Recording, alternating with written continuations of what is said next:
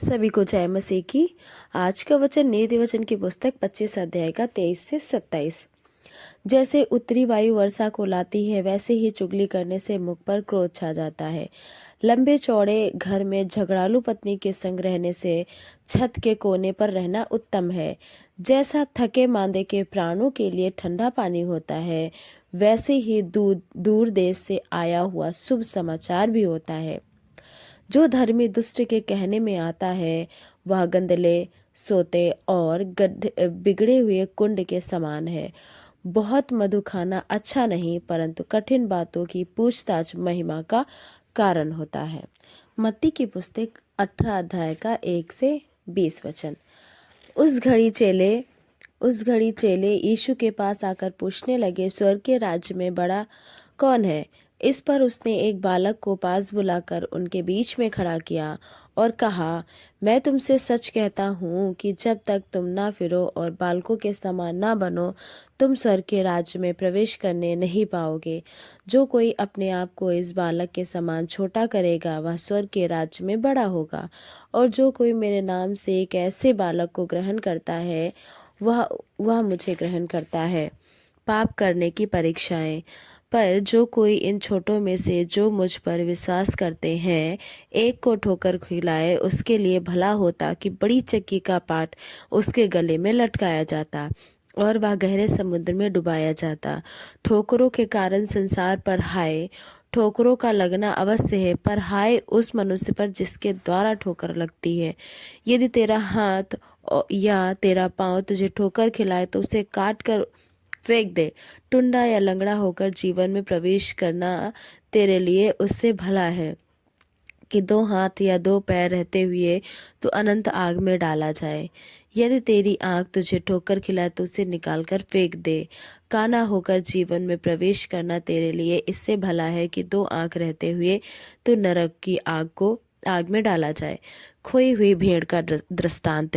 देखो, तुम इन छोटों में से किसी को तुच्छ न जानना, क्योंकि मैं तुमसे कहता हूँ कि स्वर्ग में उनके दूत मेरे स्वर्गीय पिता का मुंह सदा देखते हैं। क्योंकि मनुष्य का पुत्र खोए हुओं को बचाने आया है। तुम क्या सोचते हो, यदि किसी मनुष्य की 100 भेड़ें और उनमें से एक भटक जाए, तो क्या वह 99 को छोड़कर और पहाड़ों पर जाकर उस भटकी हुई को ना ढूंढेगा? और यदि ऐसा हो कि उसे पाए, तो मैं तुमसे सच कहता हूँ कि वह उन 99 भेड़ों के लिए जो भटकी नहीं थी, इतना आनंद नहीं करेगा जितना कि इस भेड़ के लिए करेगा। ऐसा ही तुम्हारे पिता की जो स्वर्ग में है, यह इच्छा है नहीं कि इन छोटों में से कोई एक भी नष्ट हो। अपराधियों के प्रति व्यवहार। यदि तेरा भाई तेरे विरुद्ध अपराध करे, तो जा अकेले में बातचीत करके उसे समझा। यदि वह तेरी सुने तो तूने अपने भाई को पा लिया। यदि वह ना सुने, तो 1 या 2 जन को अपने साथ और ले जा, कि हर बात में 2 या 3 गवाहों के मुख से निश्चित की जाए। यदि वह उनकी भी ना माने तो कलीसिया से कह दे, परंतु यदि वह कलीसिया की भी ना माने, तो तू उसे अन्यजाति और महसूल लेने वाले जैसा जान। रुकना और अवसर देना। मैं तुमसे सच कहता हूँ, जो कुछ तुम पृथ्वी पर बांधोगे वह स्वर्ग में बंधेगा, और जो कुछ तुम पृथ्वी पर खोलोगे वह स्वर्ग में खुलेगा। फिर मैं तुमसे कहता हूँ, यदि तुम में से 2 जन पृथ्वी पर किसी बात के लिए एक मन होकर उससे मांगे, तो वह मेरे पिता की ओर से जो स्वर्ग में है उनके लिए हो जाएगी। क्योंकि जहाँ 2 या 3 मेरे नाम से इकट्ठा होते हैं, वहाँ मैं उनके बीच में होता हूँ। निर्गमन की पुस्तक 16 से 18 अध्याय। मन्ना और बटेरे। फिर एलीम से कूच करके इज़राइलियों की सारी मंडली मिस्र से निकलने के बाद दूसरे महीने के 15वें दिन को सीन नामक जंगल में, जो एलीम और सीने पर्वत के बीच में है, आ पहुंची।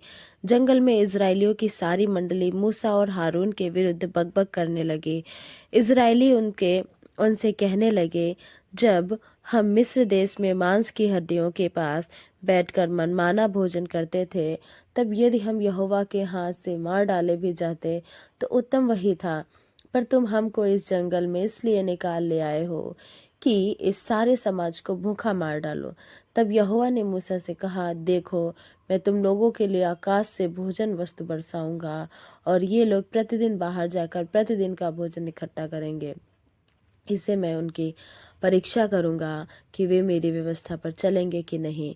और ऐसा होगा कि छठवें दिन वह भोजन अन्य दिनों से दूना होगा, इसलिए जो कुछ वे उस दिन बटोरे उसे तैयार कर रखें। तब मूसा और हारून ने सारे इजरायलियों से कहा, सांझ को तुम जान लोगे कि जो तुमको मिस्र देश से निकाल ले आया है वह यहोवा है, और भोर को तुम्हें यहोवा का तेज देख पड़ेगा, क्योंकि तुम जो यहोवा पर बुड़बुड़ाते हो उसे वह सुनता है।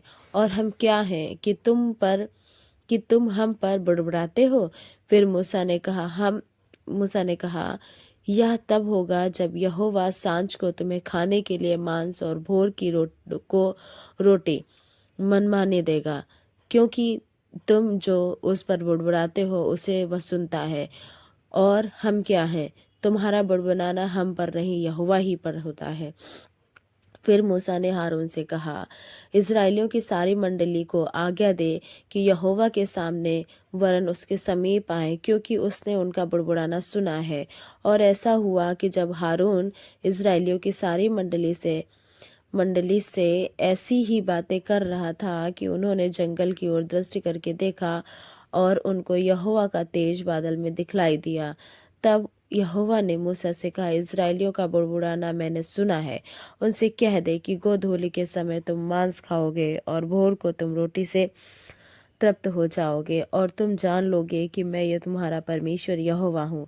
तब ऐसा हुआ कि सांझ को बटेरें आकर सारी छावनी पर बैठ गई, और भोर को छावनी के चारों ओर ओस पड़ी। और जब ओस सूख गई तो वे क्या देखते हैं कि जंगल की भूमि पर छोटे छोटे छिलके पाले के किनकों के समान पड़े हैं। यह देखकर इजरायली जो न जानते थे कि यह क्या वस्तु है, वे आपस में कहने लगे, यह तो मन्ना है। तब मूसा ने उनसे कहा, यह वही भोजन वस्तु है जिसे यहोवा तुम्हें खाने के लिए देता है। जो आज्ञा यहोवा ने दी है वह यह है, तुम उसमें से अपनी आवश्यकता के अनुसार खाने के लिए बटोरा करना, अर्थात अपने अपने प्राणियों की गिनती के अनुसार प्रति मनुष्य के पीछे एक एक ओमेर बटोरना। जिसके डेरे में जितने हों वह उन्हीं के लिए बटोरा करना। और इस्राएलियों ने वैसा ही किया, और किसी ने अधिक और किसी ने थोड़ा बटोर लिया। जब उन्होंने उसको ओमेर से नापा तब उसके पास अधिक था, उसने कुछ अधिक ना रह गया, और जिसके पास थोड़ा था उसको कुछ घटी ना हुई, क्योंकि एक मनुष्य ने अपने खाने के योग्य ही बटोर लिया था। फिर मूसा ने उनसे कहा, कोई इसमें से कुछ सवेरे तक ना रख छोड़े। तो भी उन्होंने मूसा की बात ना मानी, इसलिए जब किसी किसी मनुष्य ने उसमें से कुछ सवेरे तक रख छोड़ा तो उसमें कीड़े पड़ गए और वह बसाने लगा। तब मूसा उन पर क्रोधित हुआ। वे भोर को प्रतिदिन अपनी आवश्यकता के अनुसार भोजन खाने के लिए बटोर लेते थे, और जब धूप कड़ी होती थी तब वह गल जाता था। फिर ऐसा ही हुआ कि छठवें दिन उन्होंने दूना, अर्थात प्रति मनुष्य के पीछे दो दो ओमेर बटोर लिया। और मंडली के सब प्रधानों ने आकर मूसा को बता दिया। उसने उनसे कहा, यह वही बात है जो यहोवा ने कही, क्योंकि कल परम विश्राम अर्थात यहोवा के लिए पवित्र विश्राम होगा। इसलिए तुम्हें जो तंदूर में पकाना हो उसे पकाओ, और सिझाना हो उसे सिझाओ, और उसमें से जितना बचे उसे सवेरे के लिए रख छोड़ो। जब उन्होंने उसको मूसा की इस आज्ञा के अनुसार सवेरे तक रख छोड़ा, तब ना तो वह बसाया और ना उसमें कीड़े पड़े। तब मूसा ने कहा, आज उसी को खाओ, क्योंकि आज यहोवा का विश्राम दिन है, इसलिए आज तुमको वह मैदान में ना मिलेगा। 6 दिन को तुम उसे बटोरा करोगे, परंतु 7वां दिन विश्राम का दिन है, उसमें वह ना मिलेगा। तो भी लोगों में से कोई कोई 7वें दिन भी बटोरने के लिए बाहर गए, परंतु उनको कुछ न मिला। तब यहोवा ने मूसा से कहा, तुम लोग मेरी आज्ञाओं और व्यवस्थाओं को कब तक नहीं मानोगे? देखो, यहोवा ने जो तुमको विश्राम का दिन दिया है, इसी कारण वह 6वें दिन को 2 दिन का भोजन तुम्हें देता है। इसलिए तुम अपने अपने यहाँ बैठे रहना, 7वें दिन कोई अपने स्थान में बाहर ना जाना। अतः लोगों ने 7वें दिन विश्राम किया। इज़राइल के घराने ने उस वस्तु का नाम मन्ना रखा और वह धनिया के समान श्वेत था और उसका स्वाद मधु के बने हुए पुए का सा था। फिर मूसा ने कहा, यहोवा ने जो आज्ञा दी है वो यह है कि इसमें से उमेर भर अपने वंश की पीढ़ी पीढ़ी के लिए रख छोड़ो, जिससे वे जाने कि यहोवा हमको मिस्र देश से निकालकर जंगल में कैसी रोटी खिलाता था। तब मूसा ने हारून से कहा, एक पात्र लेकर उसमें उमेर भर लेकर उसे यहोवा के आगे रख दे कि वह तुम्हारी पीढ़ियों के लिए रखा रहे। जैसी आज्ञा यहोवा ने मूसा को दी थी उसी के अनुसार हारून ने उसको साक्षी के संदूक के आगे धर दिया कि वह वहीं रखा रहे। इज़राइली जब तक बसे हुए देश में न पहुँचे तब तक अर्थात 40 वर्ष तक मन्ना खाते रहे। वे जब तक कनान देश की सीमा पर नहीं पहुँचे तब तक मन्ना खाते रहे। एक ओमेर तो एक एपा का 10वां भाग है। चट्टान से पानी। फिर इज़राइलियों की सारी मंडली सीन नामक जंगल में निकली और यहोवा के आज्ञा अनुसार कूच करके रपीदीम में अपने डेरे खड़े किए और वहाँ उन लोगों को पीने का पानी ना मिला। इसलिए वे मूसा से वाद विवाद करके कहने लगे, हमें पीने का पानी दे। मूसा ने उनसे कहा, तुम मुझ में क्यों वाद विवाद करते हो और यहोवा की परीक्षा क्यों करते हो? फिर वहाँ लोगों को पानी की प्यास लगी। तब वे यह कहकर मूसा पर बुड़बुड़ाने लगे, तू हमें बाल बच्चों और पशु समेत प्यासा मार डालने के लिए मिस्र से निकाल ले आया है। तब मूसा ने यहोवा की दुहाई दी और कहा, इन लोगों के साथ मैं क्या करूं? ये सब मुझ पर पथराव करने को तैयार हैं। यहोवा ने मूसा से कहा, इज़राइल के वृद्ध लोगों में से कुछ को अपने साथ ले और जिस लाठी से तूने नील नदी पर मारा था उसे अपने हाथ में लेकर लोगों के आगे बढ़ चल।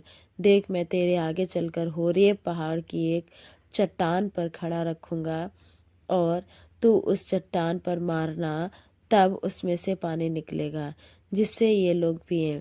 तब मूसा ने इज़राइलियों के वृद्ध लोगों को देखते वैसे ही किया और मूसा ने उस स्थान का नाम मस्सा और मरीबा रखा, क्योंकि इज़राइलियों ने वहाँ वाद विवाद किया था और यहोवा की परीक्षा यह कहकर की थी, क्या यहोवा हमारे बीच है या नहीं?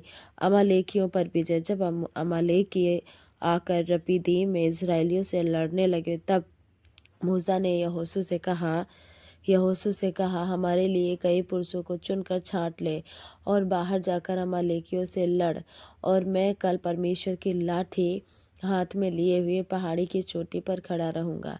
मूसा की इस आज्ञा के अनुसार यहोशू अमालेकियों से लड़ने लगा और मूसा, हारून और हूर पहाड़ी की चोटी पर चढ़ गया। जब तक मूसा अपना हाथ उठाए रहता था तब तक तो इज़राइल प्रबल होता था, परंतु जब वह उसे नीचे करता था तब अमालेकी प्रबल होते थे। जब मूसा के हाथ भर गए तब उन्होंने एक पत्थर लेकर मूसा के नीचे रख दिया और वह उस पर बैठ गया और हारून और हूर एक एक अलंग में उसके हाथों को संभाले रहे और उसके हाथ सूर्यास्त तक स्थिर रहे। और यहोशू ने अनुचरों समेत अमालेकियों को तलवार के बल से हरा दिया। तब यहोवा ने मूसा से कहा, स्मरणार्थ इस बात को पुस्तक में लिख ले और यहोशू को सुना दे कि मैं आकाश के नीचे से अमालेक का स्मरण भी पूरी रीति से मिटा दूंगा। तब मूसा ने एक वेदी बनाकर उसका नाम यहोवा निस्सी रखा और कहा, यहोवा ने शपथ खाई है कि यहोवा अमालेकियों से पीढ़ियों तक लड़ाई करता रहेगा। मूसा का अपने ससुर से भेंट करना। जब मूसा ने ससुर मिद्यान के याजक इत्रो ने यह सुना कि परमेश्वर ने मूसा और अपनी प्रजा इज़राइल के लिए क्या क्या किया है, अर्थात यह कि किस रीति से यहोवा इज़राइलियों को मिस्र से निकाल ले आया है, तब मूसा का ससुर इत्रो मूसा की पत्नी सिप्पोरा को, जो पहले नहर भेज दी गई थी, और अपने उसके दोनों बेटों को भी ले आया। इनमें से एक का नाम मूसा ने यह कहकर गेशरोम रखा था, मैं अन्य देश में परदेसी हुआ हूँ, और दूसरे का नाम उसने यह कहकर रखा, एलीएजेर रखा, मेरे पिता के परमेश्वर ने मेरा सहायक होकर मुझे फिरौन की तलवार से बचाया।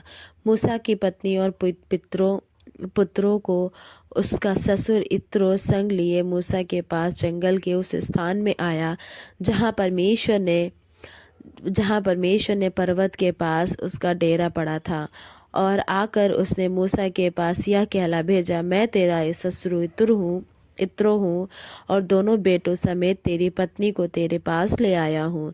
तब मूसा अपने ससुर से भेंट करने के लिए निकला और उसको दंडवत करके चूमा, और वे परस्पर कुशल क्षेम पूछते हुए डेरे पर आ गए। वहाँ मूसा ने अपने ससुर से वर्णन किया कि यहोवा ने इस्राएलियों के निमित्त फिरौन और मिस्रियों से क्या क्या किया, और इस्राएलियों ने मार्ग में क्या क्या कष्ट उठाया, कि यहोवा उन्हें कैसे कैसे छुड़ाता आया है। तब इत्रो ने उस समस्त भलाई के कारण जो यहोवा ने इस्राएलियों के साथ की थी, कि उन्हें मिस्रियों के वश से छुड़ाया था, मग्न होकर कहा, धन्य है यहोवा जिसने तुमको फिरौन और मिस्रियों के वश से छुड़ाया, जिसने तुम लोगों को मिस्रियों की मुट्ठी में से छुड़ाया है।